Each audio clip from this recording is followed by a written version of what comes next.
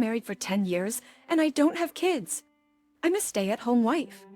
Recently, I had a medical emergency while caring for my mother-in-law at home. The stress finally caught up with me, and I ended up in the hospital. This story is about the moment when I decided to bring up divorce after my husband. Harvey and my mother-in-law said some really awful things. Harvey and I met at work. I was an administrative assistant, and he was in sales. The company we worked for was run by my dad, but I had only told a few people about that. Somehow, Harvey found out. He came up to me and said, "You're the boss's daughter, right?" I was wary at first, given the way we met, but Harvey's outgoing and caring nature soon won me over. He was a great communicator who really knew how to listen. After we started dating, he was just as charming as before, easy on the eyes too. Once people found out we were an item, they couldn't help but say, "You're so lucky." So it was hard to feel bad about it. But not everyone was thrilled. I received veiled warnings like, "Be careful, he's a player." Being with a popular guy had its downsides, and I soon found myself increasingly isolated among my female co-workers. Looking back, I wish I could shake some sense into my past self. I was blinded by love and couldn't see his true nature. Our relationship was going well, and even though I got cold stares from female colleagues, most of the male co-workers were still friendly. They would often say, "So when are you and Harvey tying the knot?" To be honest, I'd never dated anyone who liked me for me, rather than my dad's position. That's why I let myself believe in a future with Harvey. I got caught up in the idea of marriage, but maybe more than I should have. Eventually, Harvey invited me to a fancy hotel dinner. I was excited and headed to the restaurant with high hopes. First in an upscale suit that was clearly not his daily attire, Harvey escorted me gracefully. He took my hand as if he were some kind of prince and led me to our seats. Everything he did seemed to shine in my eyes back then. I took my seat as he instructed, and then he knelt at my feet. "Will you spend the rest of your life with me?" He said, presenting me with a red rose and a small box containing a ring. I hesitated for a moment, but accepted his proposal as I did love him. He was overjoyed, hopping around like a kid. I watched him and couldn't help but imagine our happy married life ahead. I never thought the day would come. We got engaged, but he showed no interest in meeting either my parents or his own. Vainly worried, I said to him, "It's high time you introduce me to your parents." "It's high time you introduce me to your parents. Can you also meet mine?" But his response was, "I come from a fatherless family. Only my mom is around. Besides, asking your boss to let you marry his daughter is not something you do without being fully prepared." I rushed him, saying that marriage is not just about the two of us, and while he's delaying, I've been getting other marriage proposals.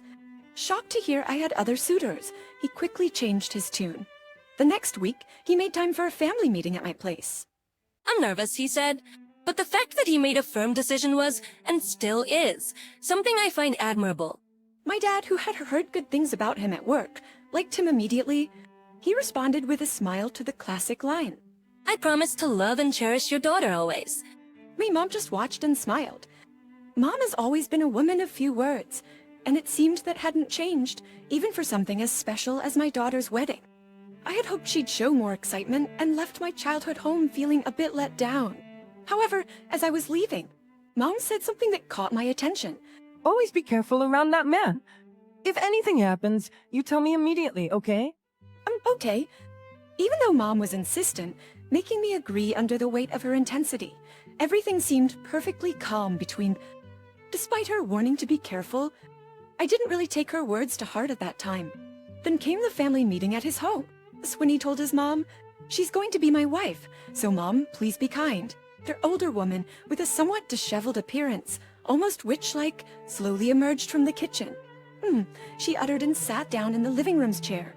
Then she looked at me and said, "You're marrying my adorable son. Well, I don't like you."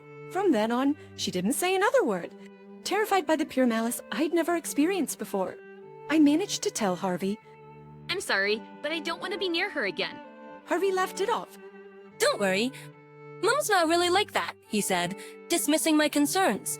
Just a month after the worst family meeting ever, we had a wonderful wedding and officially tied the knot. Now we're happily married. However, my Mile did not attend the wedding, just as she had implied. We even sent a gift, but it was returned. Though I was growing increasingly unhappy with her, Harvey still saw her as a wonderful mother. So we pretended everything was fine. Fast forward a few months, we're living in our new home. I became a housewife at his request. Harvey started to climb the career ladder, especially after marrying me. He was growing close to my parents, especially my dad, as they worked together more and more. But even so, my mom has always been wary of him. Whenever we met, she would ask, "Are you okay? He's not mistreating you, is he?" I'd laugh it off and say, "You worry too much." And so Mom's constant worrying wore me down. Life seemed peaceful, but I found myself questioning if it was just in my head. As I couldn't share my worries with anyone, Harvey began to distance himself. First on days when he came home late and didn't call, I would call him.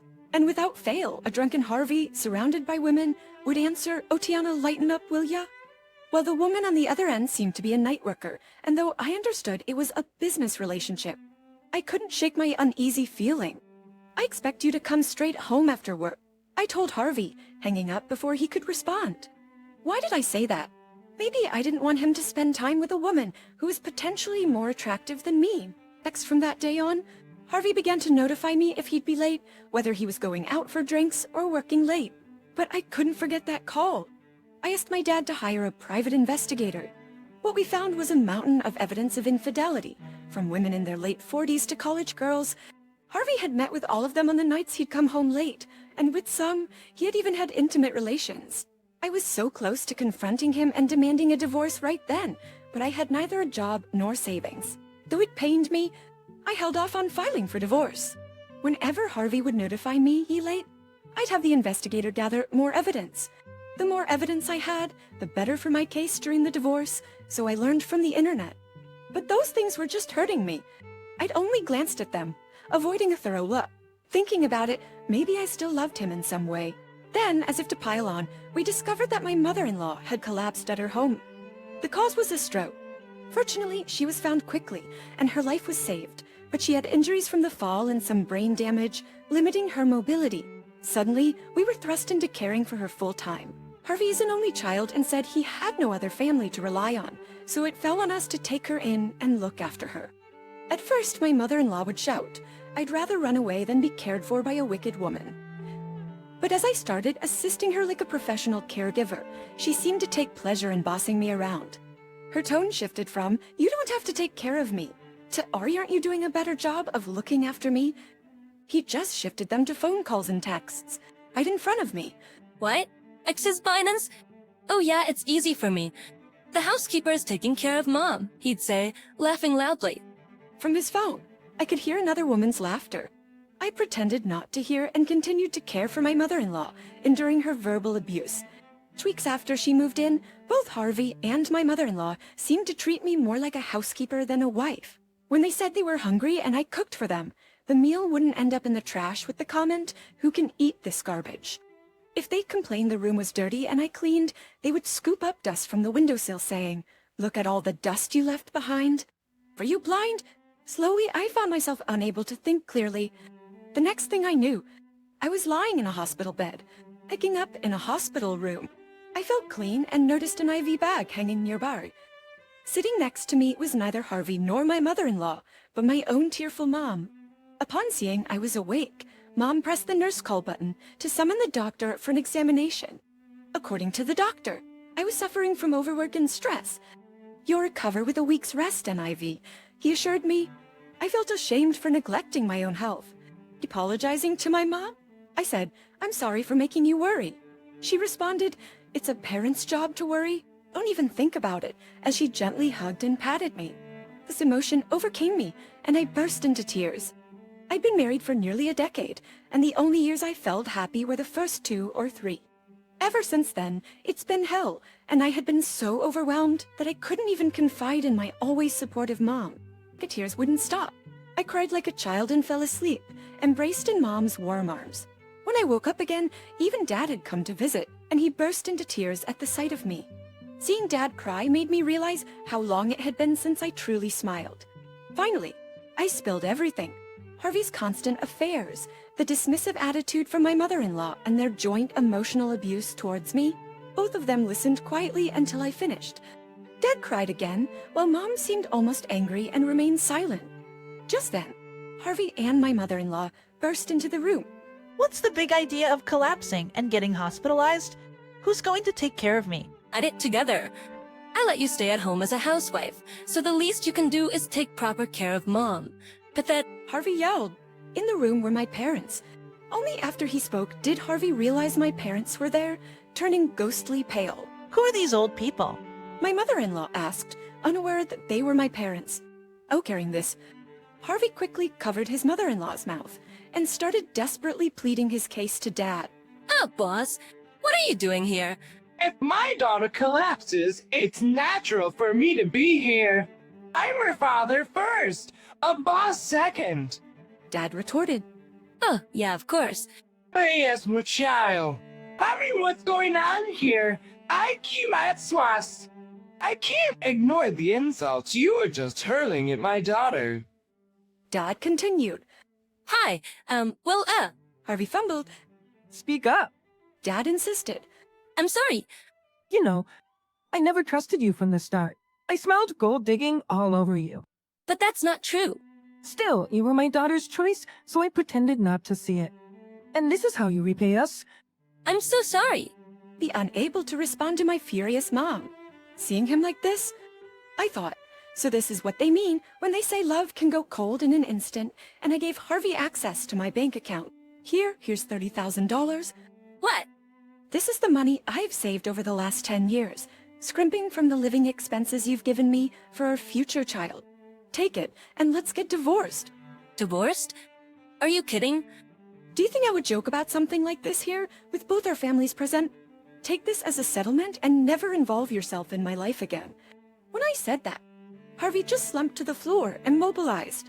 His mother was the only one who didn't get it. You got the money, didn't you? Isn't that good? What are you sitting down for? If you got the money, then we don't need to be here, she said, but it seemed to fall on deaf ears. Later on, our divorce was finalized, and I went back to work. At work, word had spread about how pathetic Harvey turned out to be. Even the female coworkers who were envious of me before now felt sympathetic. Just before my return to work, Harvey was fired due to Dad's influence. As part of the divorce, instead of taking alimony, he and his mother were forced to move far away.